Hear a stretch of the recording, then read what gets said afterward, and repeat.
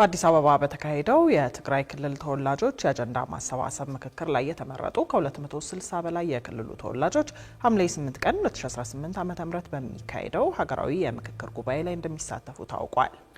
እነዚህ ተመካካሪዎች የምክክር ኮሚሽኑ በትግራይ ክልል ተገኝተው ምክክር ለማካሄድና አጀንዳ ለመሰብሰብ ለ22 ያህል ጊዜያት ያደረገው ጥረት ሊሳካ አለመቻሉን ተከትሎ ከመጋቢት 23 አንስቶ ለ3 ቀናት በአዲስ አበባ ባደረገው ምክክር የተመረጡ መሆናቸው ነው የተነገረው። ለዚሁ ምክክር በአዲስ አበባ ከተገኙ የክልሉ ተወላጆች መካከል አንዱ ከሆነው ገብረኪሮስ ህሉፍ ጋር ቆይታ ያደረገው አቤል አበበ ስለ ምክክሩ አካታችነት እንዲሁም ስለ ተሳታፊዎች ተስፋ ብሎም የምክክር ኮሚሽኑንና ትግራይ ክልል ያለፉባቸውን ሂደቶች በተከታዩ ጥንቅሩ ያስቃኘናል። በስካሁኑ ሂደት ለንግግር በሮች ዝግ የሆኑበት የሚመስለው የትግራይ ክልል ቀድሞ ካስተናገደው አስከፊ ጦርነት ሳያገግም ዘንድሮም ዜጎች አምርረው የሚጠሉት የባሩድ ሽታ ዳግም እንዳይመጣ የሚሰጉበት ክልል ሆኖ ቀጥሏል። በክልሉ ያለው ፖለቲካዊ አለመረጋጋትና የጦርነት ድባብ እንደ ሀገር ወደ 12ቱ ክልሎችና ሁለቱ ከተማ አስተዳደሮች ተጉዞ የዜጎችን አጀንዳ የሰበሰበው የኢትዮጵያ ሀገራዊ ምክክር ኮሚሽን በትግራይ ይህንን ማድረግ እንዳይችል ማድረጉም ተደጋግሞ ሲነገር ነበር። ኮሚሽኑ በታህሳስ 25 ቀን 2018 ዓ.ም በትግራይ ክልል እየተንቀሳቀሱ ካሉ 7 የፖለቲካ ፓርቲዎች ጋር ሲመክርም ፓርቲዎቹ በምክክሩ የመሳተፍ ፍላጎታቸውን የፓርቲዎችና የሌሎች ሲቪክ ማህበራት ጥሪ ተከትሎ ኮሚሽኑ የክልሉን ህብረተሰብ በቀጥታ የሚወክሉ የወረዳ ተሳታፊዎች የሀገራዊ ጉባኤው አካል እንዲሆኑ በማሰብ በትግራይ ክልል ከተሞች ምክክሩን ለማድረግ ጥረት ቢያደርግም ነገሮች ቀላል ሲሆኑ አልታዩም። የኢትዮጵያ ሀገራዊ ምክክር ኮሚሽንም ከፖለቲካዊ መፍትሄዎች ጎን ለጎን ምክክሩ መካሄድ ይችላል የሚል አቋሙን አንጸባርቆ እንደነበር አይዘነጋም። ምክክር ላግዠሪ አይደለም። ምክንያቱም ይሄ አፍጥጦ ያለ ጦርነት መርገብ አለበት። ህዝቦች መምከር አለባቸው።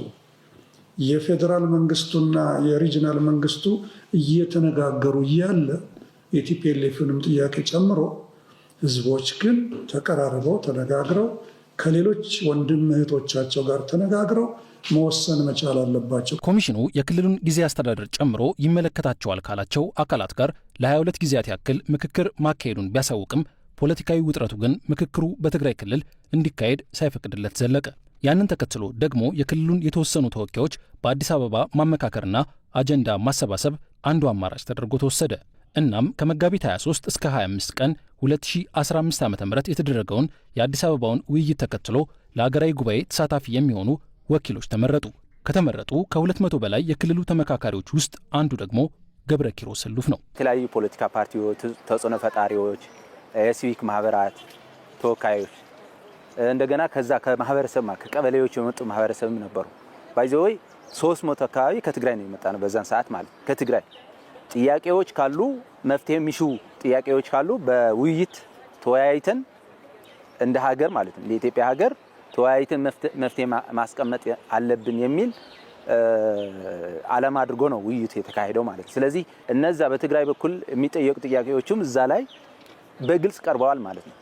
እዛ ወደ ግጭት ወይም ደግሞ ልዩነት የሚፈጥሩ ጥያቄዎችም እዛ ቀርበዋል ማለት ነው። ስለዚህ መጨረሻ ላይም እንደ አጀንዳ ሆነው ምክክር ኮሚሽኑ ወደ መንግስት መፍትሄ እንዲያመጣ ዓለም አቀፍ ማህበረሰቡ መፍትሄ እንዲያመጣ እንዳለ ዶክመንት አድርጎ ወደ ሌሎች ያቀረበበት ሁኔታ ነው ያየነውና በጣም ደስ የሚል እና በጣም ነው የረካሁበት ውይይት ነበረ ለማለት እችላለሁ። እንደሚታወቀው የኢትዮጵያ ሀገራዊ ምክክር ኮሚሽን ከሁሉም ክልል ብሎም ትውልደ ኢትዮጵያውያን ጭምር የተወከሉበትን ሀገራዊ ጉባኤ ማካሄድ የሚጀምረው ሐምሌ 8 ቀን 2018 ዓ.ም ነው። ይህ ምክክር የሚካሄድበት ጊዜ የትግራይ ክልል ዳግም ወደ ጦርነት ሊገባ ይችላል የሚል ስጋት ያንዣበበበት መሆኑን የሚያነሳው ገብረኪሮስ ህሉፍ ይህ የግጭት ዳመና ሊገፈፍ ይገባል፣ ቁጭ ብሎ መምከርም አሁንም ያልረፈደበት ብቸኛው አማራጭ ነው ባይ ነው። እየሆነ ያለው ማለት ህዝቡ እያየው ኢቭን በድንጋይ ልጅ ያዝለው እናቶች ልጃቸውን እንዳይታፈስ የተከላከሉበት ሁኔታ ነው ያለው ጊዜው ማለት እያየ ነው። ማህበራዊ ሚዲያ በደንብ አድርጎ ግልጽ ነው። አሁን የቴክኖሎጂ ነገር ደግነቱ አሁን ግልጽ ነው። እያንዳንዱ እንቅስቃሴ ግልጽ ናት ማለት ነው። ስካይላይት የነበረው ምክክር ኮሚሽን ራሱ ያቀረበው ኢቭን ለህወሓት ነው ጥሪ ያደረገው። ወደ ሰላም መምጣት አለባቸው። የትግራይ ህዝብ ጦርነት አይፈልግም፣ ሰላም ነው የሚፈልገው። በግልጽም እያየ ስለሆነ ማለት ነው። ከሐምሌ 8 ቀጥሎ የሚደረገውን የሀገራዊ ምክክር ኮሚሽን መጥተው እንዲሳተፉ በዚህ አጋጣሚ ጥሪ ያቀርባለሁ ማለት ነው።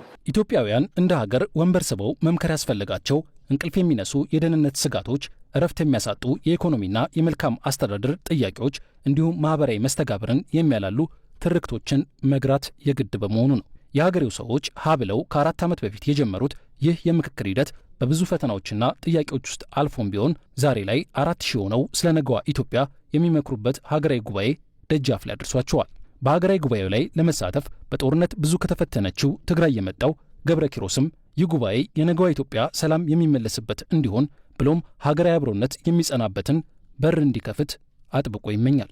መፈታት አለበት የሚለውን ጥያቄዎችን ወደ መድረክ መጥተው እንደ ሀገር ማለት ነው እንደ ሀገር ነው አሁን እየተሰባሰብን ያለነው።